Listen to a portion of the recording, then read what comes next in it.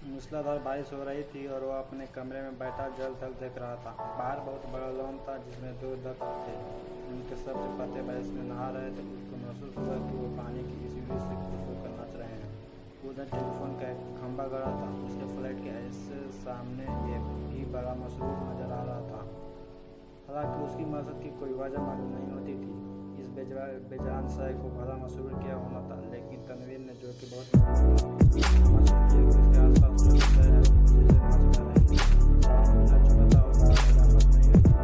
लोगों ने मस्जिद में इकट्ठा होकर नतीजा लगा। बादल आते रहे और जाते रहे, मगर उनके थमाने से पानी एक कतरा भी न टपका। आगे एक दिन अचानक काले काले बादल आसमान में गिर आए और झाड़ पानी बरसने लगा। तनवीर के बादल और बारिशों से कोई जिसके मुंह में पानी देखकर कतरा भी किसी ने टकराया न।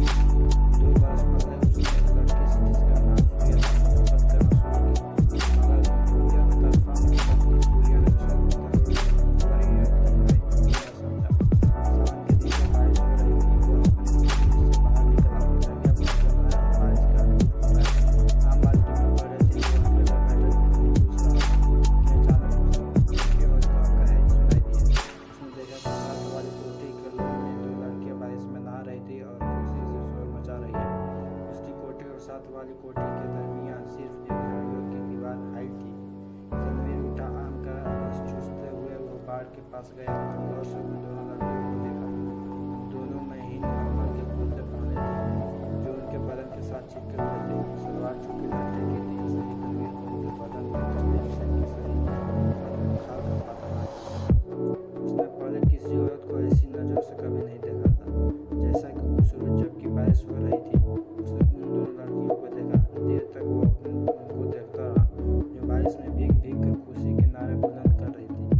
तनवीर ने उनको पहले कभी नहीं देखा था, इसलिए कि वो तब कुछ इस किस्म का लड़का था कि वो किसी लड़की को बुरी नज़रों से देखना गुनाह समझता था।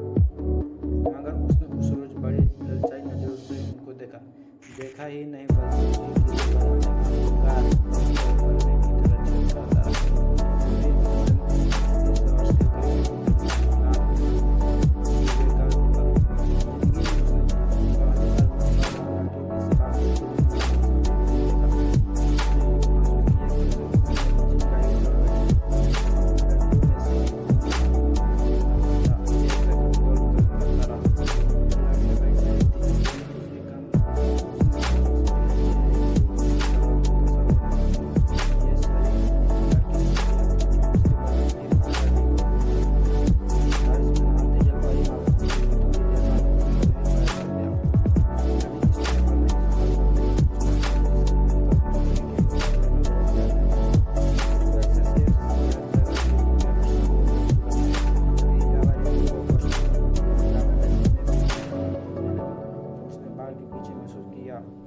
शुरू किया। वो अशोक कुमार है, दिलीप कुमार है, फिर वो कमनी कौशल और नलिन जयवंत का ख्याल आया।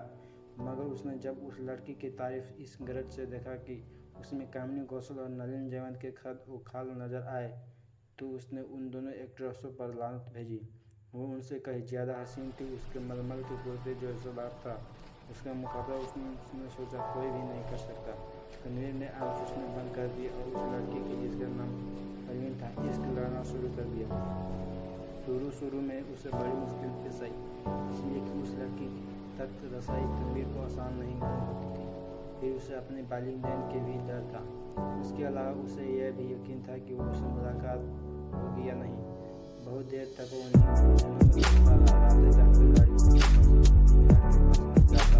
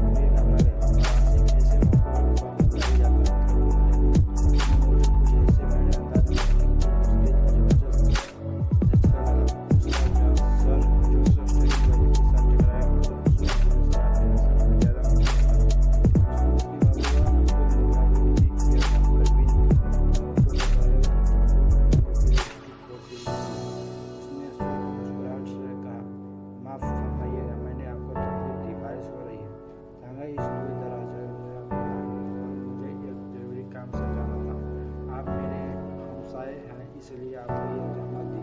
तनवीर ने कहा, जहमत का क्या सवाल पैदा हो गया, मैं तो। उसकी जबान खड़ा गई। आपसे मेरा नहीं, लेकिन आपको एक बार कार में बैठ गए और तनवीर से पूछा, आपने मुझे कब तका था? तनवीर ने जवाब दिया, आपकी कोठी कॉलोन में जब आप और आपके साथ एक और लड़की बारिश में नहा रही थी। परवीन ने अपने गहरे और खामोश में से चीख नुमा आवाज निकाली, हाय, आप देख रहे थे? यह गुस्ताखी मैंने जरूर की, इसके लिए माफी चाहता हूँ। परवीन ने एक अदा के साथ उससे पूछा, आपने क्या देखा था? यह सवाल ऐसा था कि तनवीर उसका जवाब नहीं दे सकता था। आए बाएं करके आगे, जी